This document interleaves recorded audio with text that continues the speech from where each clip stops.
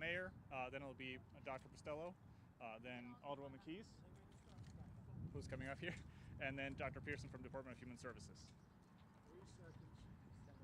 Great, thank you all for being here today.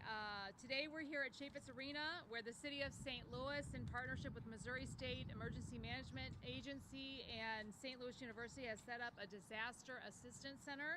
We have more than 30 organizations that are scheduled to be here over the coming 3 weeks to offer help with things like legal services, food supplies, pet supplies, mental and physical wellness, housing resources, utility assistance, and so many more. There's just so many folks that are coming to the table to offer assistance here. We're so grateful. I'm so grateful to all these organizations, of course, to St. Louis University for hosting us.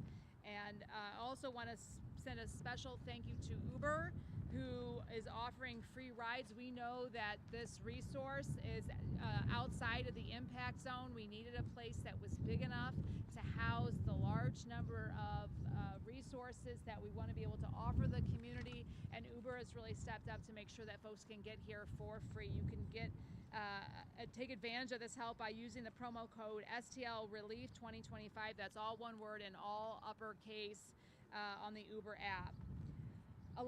Registering in advance will allow you to make sure you have an appointment so you don't have to wait in line. You can sign up at the city's website, stl-mo.gov/tornado/DAC for Disaster Assistance Center, or by calling 211. Walk-ins are absolutely welcome, of course, but that registration in advance allows you to make sure you don't have to wait in line. A few other announcements. We talked a little bit about last week, some building stabilization over the weekend. I signed the $5.4 million stabilization executive order. This was Executive Order 84. This allows us to officially shift $5.4 million of the remaining ARPA funds appropriate for building stabilization away from the problem property owner, private building stabilization, and into this direct to assistance private property owners. This will help the city provide common sense, compassionate support for residents in need of building stabilization, while allowing us to stay 100% compliant with ARPA regulations. Of course, this required a very stringent review of the legal aspects of it, so we appreciate the time, the grace allowed us to do that review and allow us to be compliant with ARPA and the Treasury rules. A few other updates we have.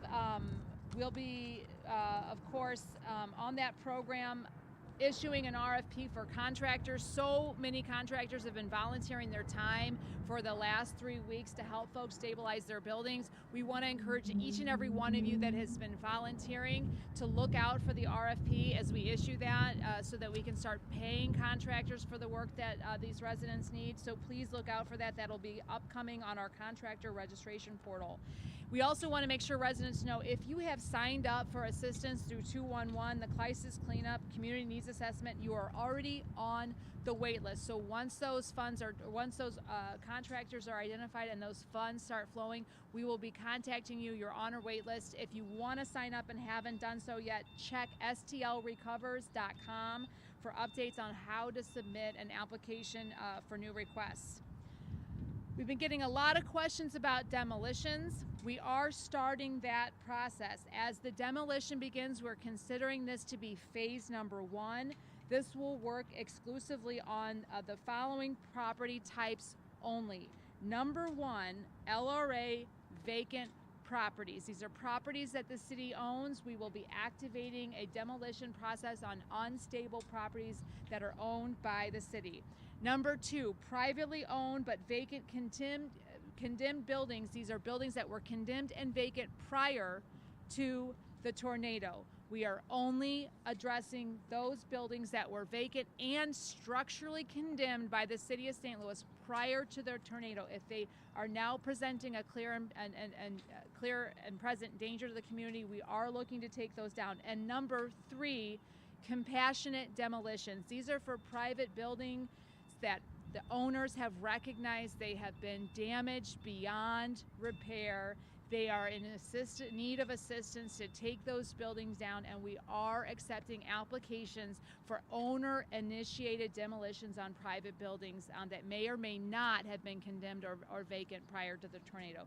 We are not, under any circumstance during this phase, taking down anybody's building that was not condemned before the tornado without expressed and requested assistance from the property owner. So if you own or live in a building that has been very badly damaged, please do not worry. We are not coming in and taking down your building right now. This is phase one, and we're going to be focused on those that were previously condemned and vacant prior to the tornado. We have sources, pretty significant sources for those demolitions.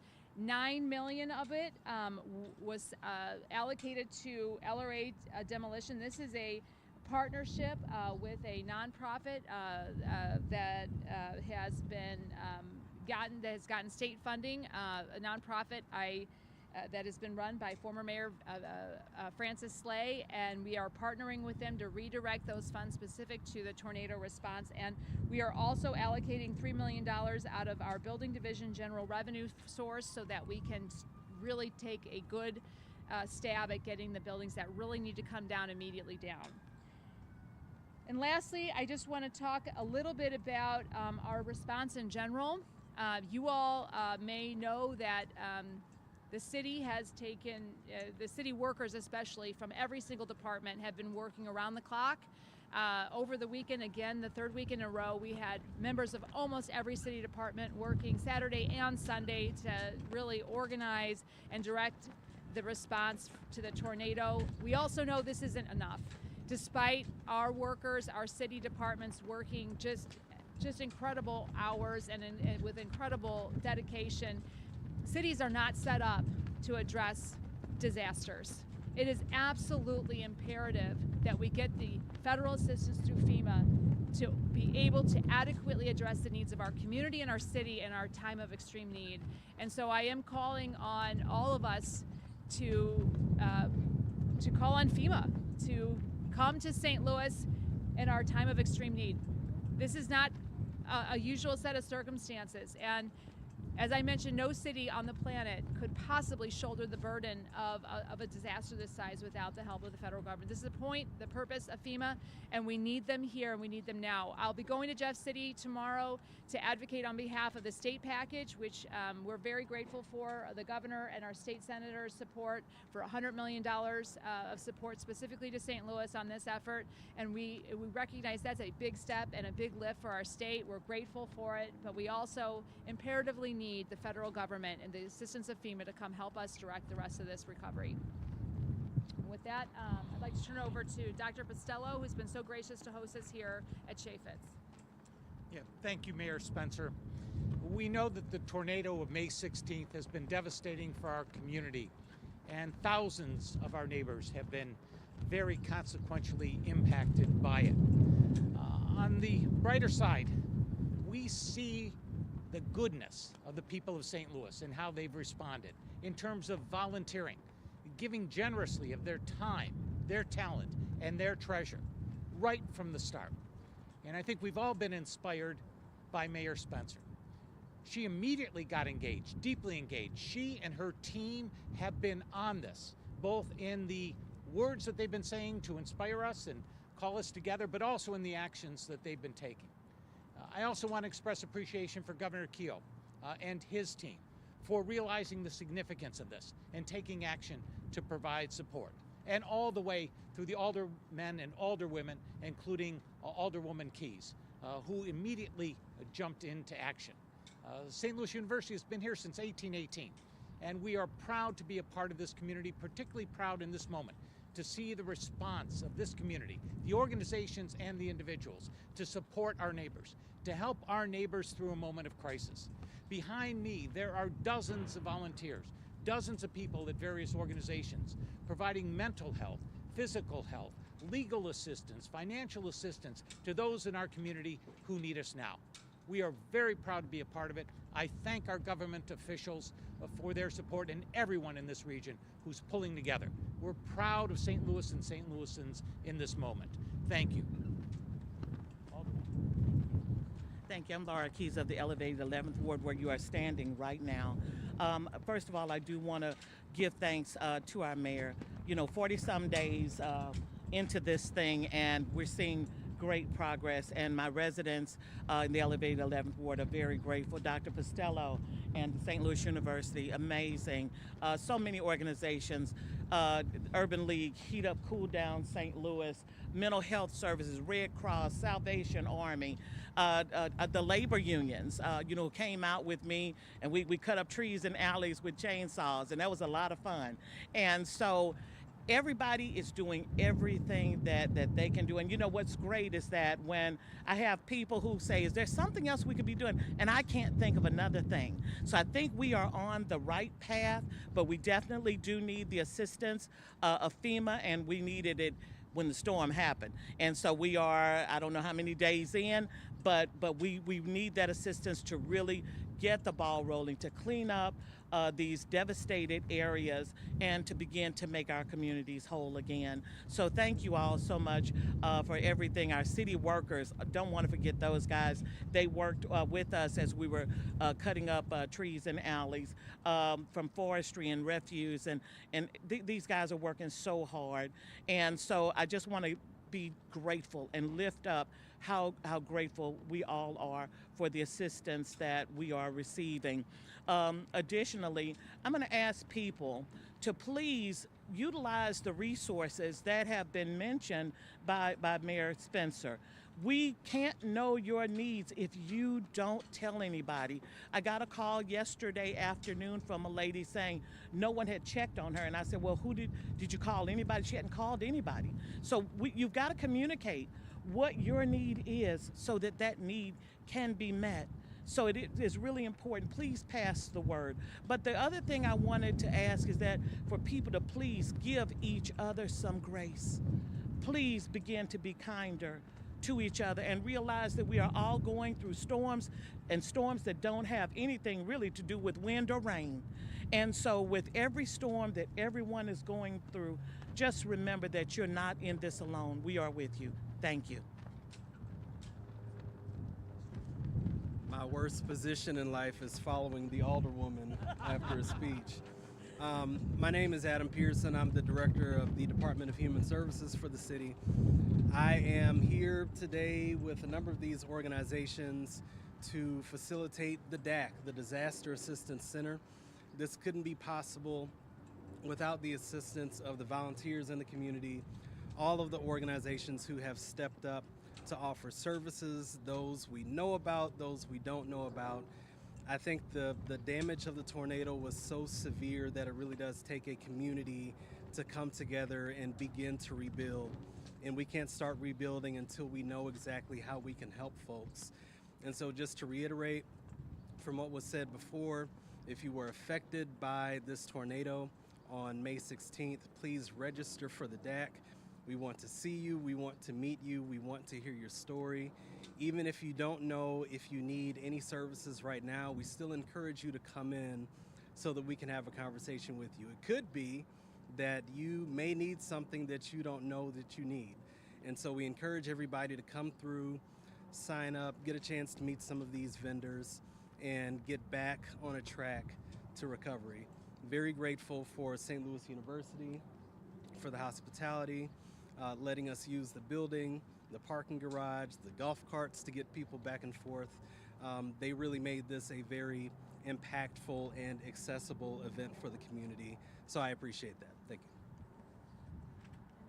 Dr. Pearson, thank you so much. The amount of work that Dr. Pearson has put and his team have put into this effort, thank you. It's been incredible. We'll take some questions from any member of the audience. I'm assuming Elliot.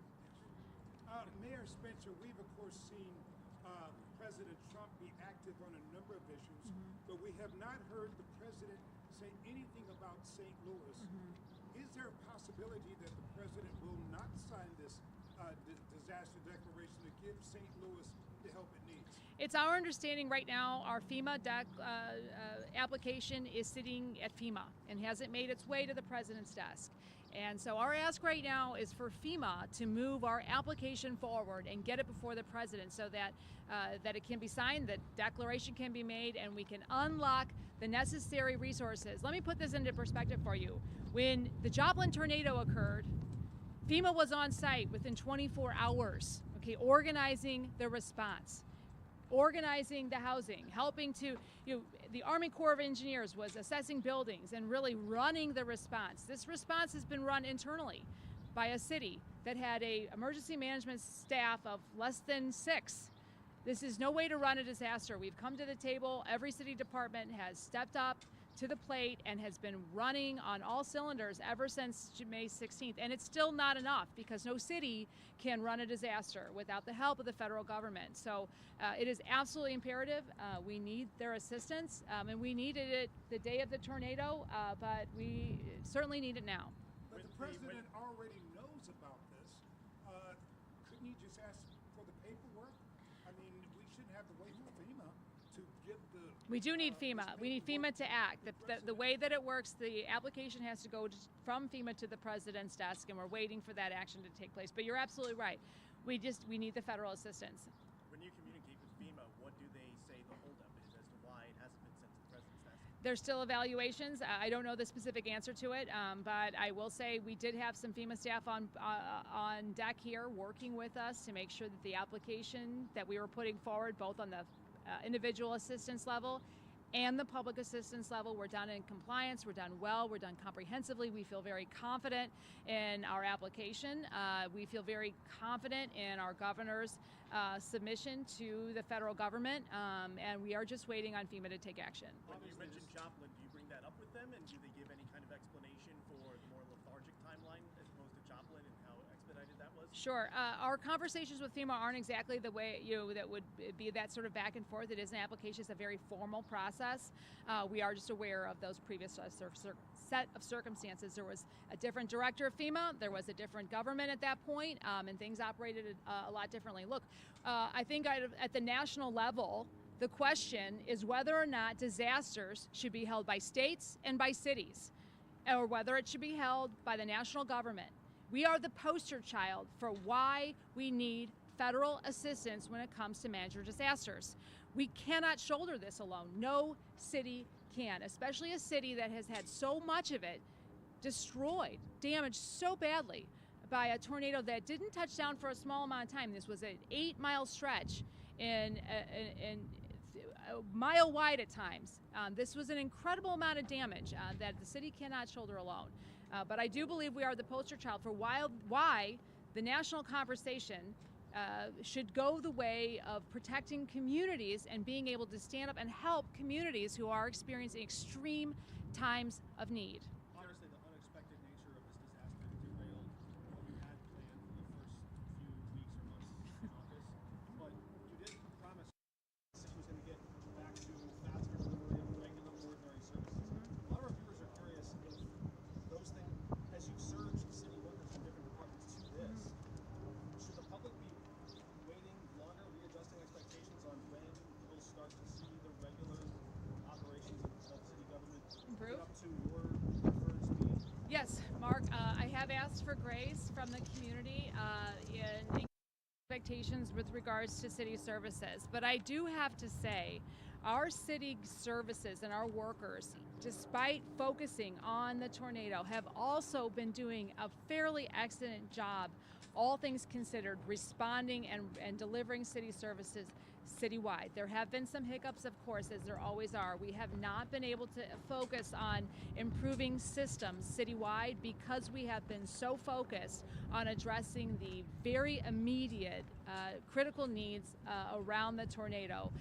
But, we do maintain that promise. We are going to get there. And I can say that we have done an enormous amount of work internally, rejuvenating, re-energizing our workforce, and I am incredibly proud of the response that our workers have had citywide and in particular in the tornado zone, despite the enormous hardship it has been to bear this. Just practically speaking, can you describe what some of those judgment calls look like? Are department heads giving workers overtime? Are they pulling Yes. employees to go do other things? What does it mean? Right now, what it's looked like is a tremendous amount of overtime. And, I think just a city workforce that is really encouraged and is really present and stepping up their own games. When I declared the emergency state Friday evening, it unlocked departments from being, held down to traditional standards on hours and that sort of thing. So we were expanding the overtime that we were enabling our departments to allow their workers to do, giving them the ability to come in Saturdays and Sundays and work those additional hours for the overtime pay. And just really standing up our workers, standing with them, working alongside of them, and being present when they're showing up to job sites, and being extremely grateful and extremely encouraging of those workers who are, many of whom are impacted themselves. I think our workforce is incredibly grateful for the opportunity to serve their fellow St. Louisans. It's what I hear time and time again when meeting with our city workers. There's just an enormous amount of pride in the work we're doing, and I'm extremely proud myself to be a part of it. With You that, have you have currently around 110 people. How many people are you expecting to knock out? We were expecting a couple hundred on the first day, recognizing that we had very little time to get the word out, but we know that as the word gets out, the demand, the response will increase. That's what we've seen in previous disasters, and it's what is expected kind of in the disaster world, if you will. So we know today, just expecting a couple hundred, but expecting that to increase dramatically as the word gets out, and as we are being the resource people need and are looking for in the coming weeks. Do you have a handle on what that overtime amount looks like right now? And then second, do you see a future National Guard role now that they've wrapped up their initial response? The National Guard is wrapping their tour up here right now. We are continuing to evaluate whether or not the National Guard can play a role here in St. Louis, what that looks like. They are a resource that we can tap into. It is a resource that we do pay for, and so we've also been tapping all sorts of local resources on all sorts of fronts on how they may be able to better serve needs of contractors, fixing roofs, fixing people's homes, tarping things, the things of that nature, where there are more levels of expertise in other capacities. So we're continuing to evaluate that. We have the National Guard still embedded within our EOC, and we'll continue to check those needs. Your other question was The amount of overtime? the amount of overtime. We don't have that quantified. We are moving through the overtime and evaluating and tracking all of the manpower involved in the response in compliance with FEMA should we get it, expecting that we will get it, praying, hoping, and doing everything in our power to get FEMA. And that does require very, very clear reporting, very, very precise reporting. I don't have the figures right now, the reports on that, but we are continuing to track that, and will continue to track that. And when we can, we'll be sharing that with the public. With the overtime, is there any concern about potential burnout from employees There- that are doing this for Sean, there's absolute. I am very, very concerned about burnout. Like I mentioned, yesterday the EOC is full. It's Saturday. This is every weekend. We just now today announced that we're going to be trying to shift down the hours from staying open till 8 p.m. every night to coming down to 6. These are our briefings start at 8 a.m. The EOC is pretty full by 7:30. I mean, people are truly working around the clock here. I'm very concerned about burnout, not only from the folks behind the desks, but the folks out in the field, and which is why it is absolutely imperative that we have FEMA assistance. These are the folks that can come in, that do disasters nationwide, that know how to. We are not reinventing. We are inventing the wheel here on how to respond to tornadoes. This is not something that the city of St. Louis or our teams have ever dealt with. Ever. And so we are doing an excellent job with the resources we have, but we truly need experts and the teams that FEMA unlocks. They don't just unlock funding to individuals, which, by the way, is critically important, especially to the un- and underinsured folks that we have in our communities. The direct assistance on housing, the direct assistance on food, those sorts of things are what FEMA can provide right off the bat. But they also provide an enormous amount of manpower and expertise on doing the short-term housing and doing those direct-to-consumer services that are absolutely needed in the aftermath of a disaster. The mass volunteer effort is evolving a bit. Some of the biggest community groups that have been out winding down some of those operations that people might have seen in their neighborhoods. With more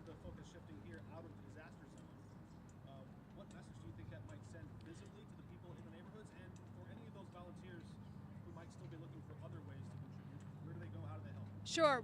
The volunteer efforts that you've seen very visible in the community are continuing. Many of them are going to continue.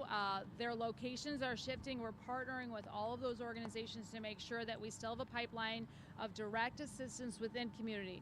This is a little bit of a separate entity in that it's a resource center. So this is where you're going to get help getting your license renewed, getting legal services and things of that nature that are everybody kind of at once. But we're still going to be providing direct resources to the community, tarps, boards, food, direct food, those giveaways and those types of things are going to continue to happen, Mark, in the community. We're going to roll those into smaller but direct to consumer entities in the coming days, weeks. So all those organizations have been rolled into the planning of that. Where they're going to be coming out of, you're going to see announcements in the coming days. Mayor, how did you come up with this location when most of the impacted individuals are in North City and West City? We did a few things. We really tried to vet kind of big spaces. We talked to St. Louis Public Schools. That was one of our first contacts. They've been such a great partner on the debris sites. Unfortunately, Sumner, one of their biggest locations, was impacted. We communicated with Rankin and some of the other big spots, but just recognizing we needed a spot that was bigger than what the capacity of those would have. Chaffetz and SLU was just so generous here, but I will say, so many sites were vetted before this. It had to be a really, really large site that had accessibility and was willing to donate the space for several weeks at a time. And we are committed to finding ways to make sure that people can get here and back without having that be the burden that prevents people from getting the resources they need. People try calling 911. Say that again? The partnership with Uber work actually getting. Yeah, you go on your Uber app. There is a code. I don't want to mess up the code here. But yeah, you just go on the app. It's free both ways, and there's a pretty generous allotment to be able to get back and forth. As people use that, and we start to wind down that $30,000 limit that we have right now, we'll continue to evaluate it to make sure folks can get here and can get home without that being the burden the hurdle that disables them from getting services. I believe that was a gift from Uber. We will be continuing to evaluate how we can make sure that we're standing up transportation to get to the services. People tried calling 911 on May 16th. We got a recorded message on the non-emergency line.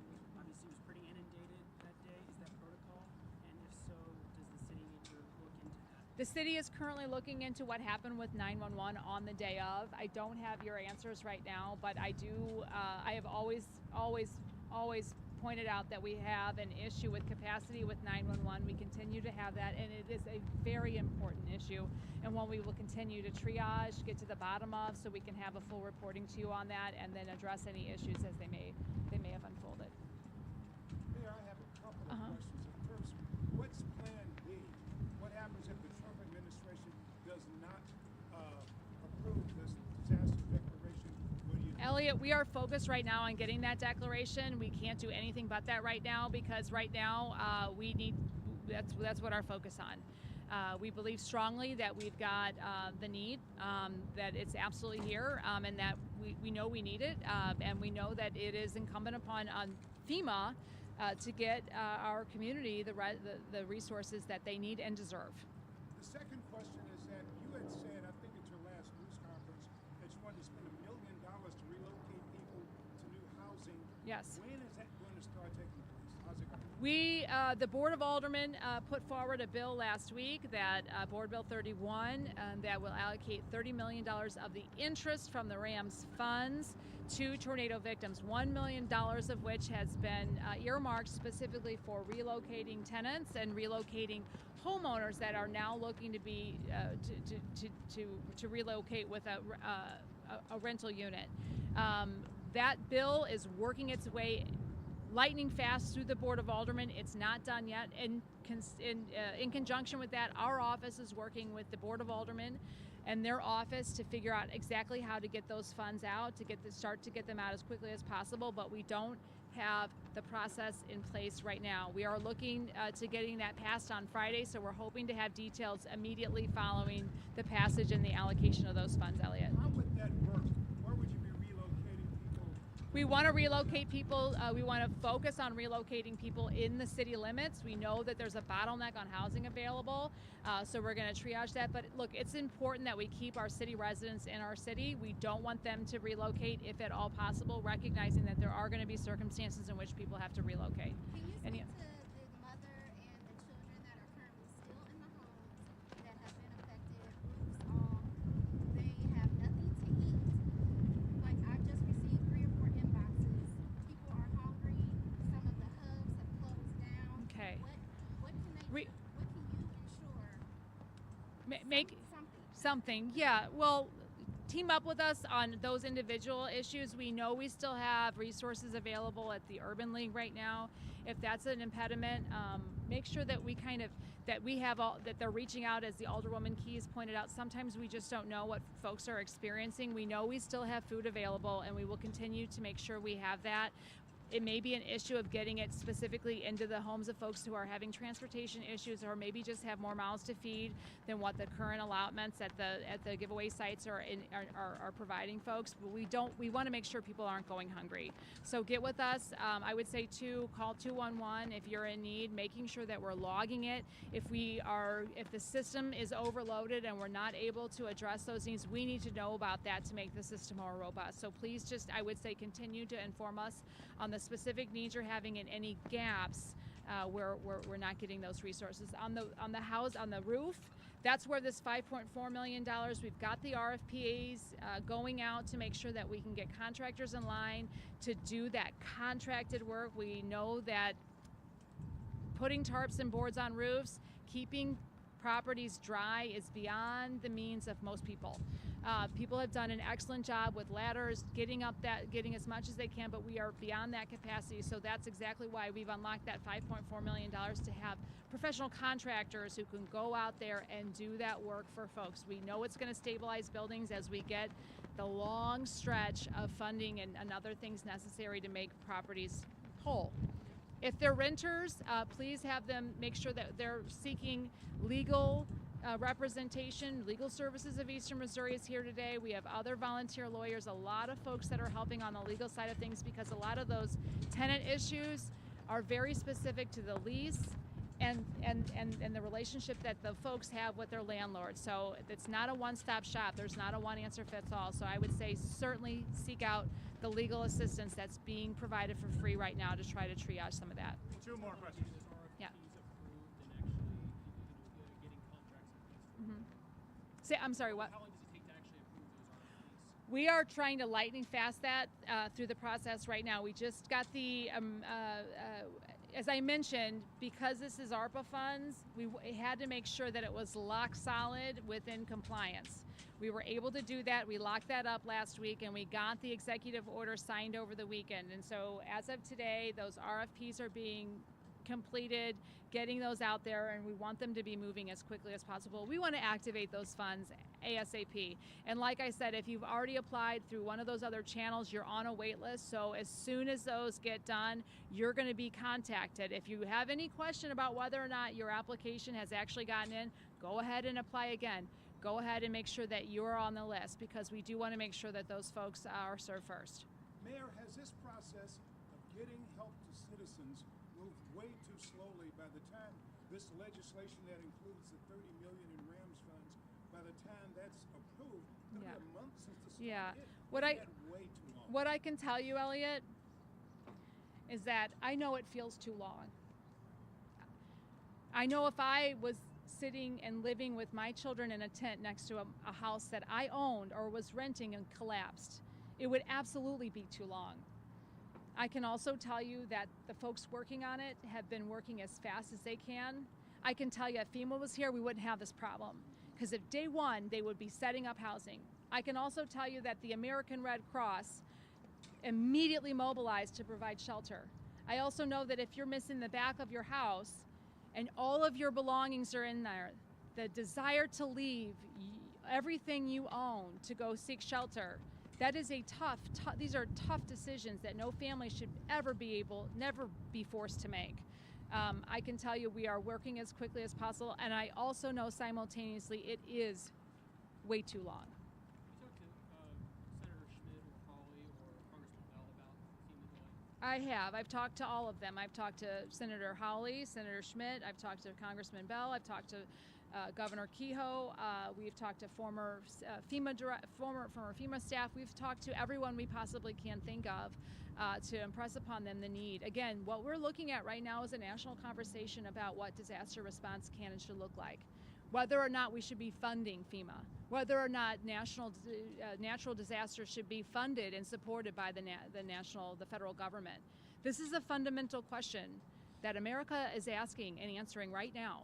And we are the poster child, in my opinion, for the imperative need for the federal government to come to the aid of communities who are in dire need based on unexpected and unanticipated circumstances such as a tornado. There's a disagreement there, though, because the president's former DHS assistant deputy wrote in Project 2025 to privatize the FEMA insurance programs and to shift the cost of all this stuff to the cities and the states. They don't want to fund this from the federal level. How do you persuade them? Do you want the Missouri delegation to be more vocal? Do you want the president to come see this for himself? Well, how I want to persuade them is seeing the plight that we're in right now, Mark. I mean, anybody can see that there is no way that a city could possibly shoulder the burden of addressing 10,000 buildings that have been impacted, thousands and thousands of families that are now left with their future completely unknown. If the federal government had the intention of shifting this, it can't shift something like this on the backs of cities or states overnight. There is no way. We haven't been set up for this. We aren't set up for this, and our community cannot be the guinea pig for how cities should suddenly be ready with a staff of five people to respond to a calamity the size of this tornado. Does it add insult to injury to see the White House's fast response to bombing riots in Los Angeles? What I can say right now is I remain hopeful and vigilant on getting the federal funding, and I will not take my foot off the gas. I want to follow up a little bit on what Mark had to say. Would you like to see President Trump come to St. Louis and see the damage for himself? I would welcome the president as well as FEMA staff to come and see for themselves absolutely the devastation that this tornado has caused our community. I'd be happy to take them on a personal tour. All right, I'll stick around, but I also want to see the resources. I encourage you all to check out what we've got going on here, and if you have questions, continue to reach out. We'll continue to do briefings. Statement, a public, like at a press conference, to